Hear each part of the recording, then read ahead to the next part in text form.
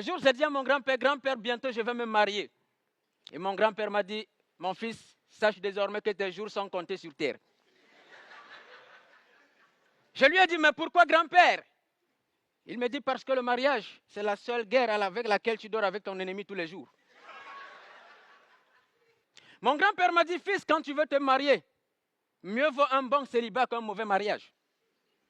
Il m'a dit, quand tu veux épouser une femme, demande à Dieu de t'aider pour que tu trouves la bonne femme. Car si tu trouves une mauvaise femme, tu risques de faire une crise d'AVC. Et lorsqu'il est causé par une femme, AVC signifie arrête de vivre, connard.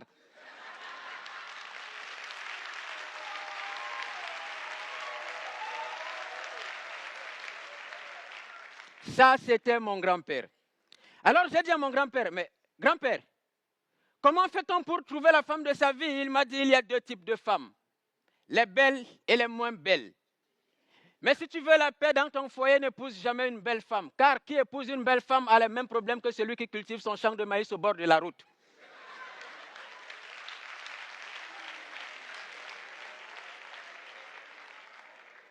J'ai dit à mon grand-père, grand-père, comment faire pour connaître la femme de sa vie? Comment faire pour savoir qu'une femme peut rester dans un foyer? Et mon grand-père m'a dit, observe le comportement de ta belle-mère. Les tigres ne donnent pas naissance aux agneaux.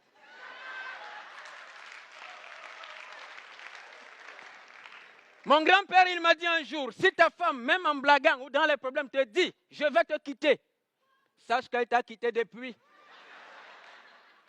Et si tu la vois simplement à côté de toi, sache qu'elle attend simplement que ton rival lui envoie les sous pour déménager.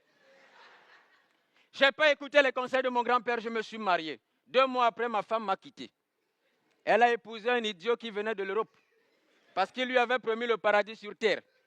Après avoir passé 2 semaines dans la maison de ce petit cancre, elle me rappelle au téléphone un matin, elle me dit, chérie, s'il te plaît, excuse-moi, je sais que j'ai merdé, redonne-moi ma chance, est-ce que je peux revenir vivre avec toi? Je me suis mise à rire. Elle me dit, chérie, tu ris alors que j'ai des problèmes? Je lui dis, non, je ris parce que tu viens de comprendre que le tourisme est différent de l'immigration. Reste là-bas.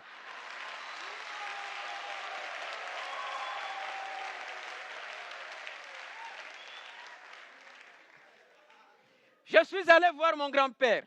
J'ai dit à mon grand-père, mais grand-père, j'ai de l'argent. Pourquoi ma femme m'a quitté? Il m'a dit, tu ne comprendras jamais pourquoi. Il m'a dit, quand tu es pauvre, la femme a tendance à te tromper avec un riche. Quand tu es riche, la femme a tendance à te tromper avec un pauvre. La femme, c'est comme le vent, elle souffle dans la direction qui lui plaît.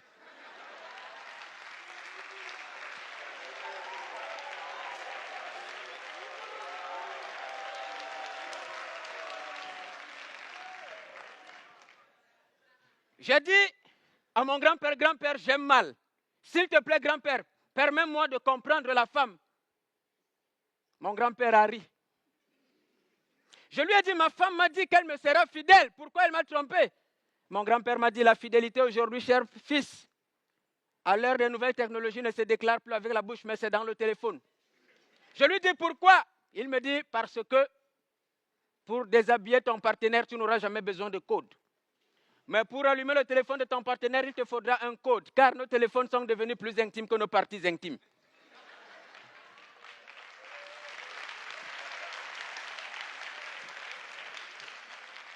J'ai dit à mon grand-père, grand-père, maintenant dis-moi sérieusement, qu'est-ce qu'il faut pour comprendre la femme?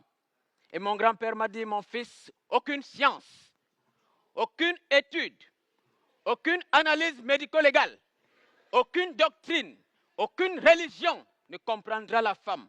Car si Dieu avait voulu que l'homme comprenne la femme, il n'aurait jamais endormi Adam pendant qu'il criait Ève.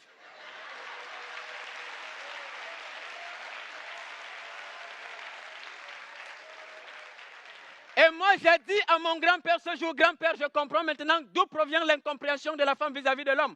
Pourquoi Dieu a fait cela? Pourquoi Dieu a-t-il endormi l'homme pendant qu'il créait la femme?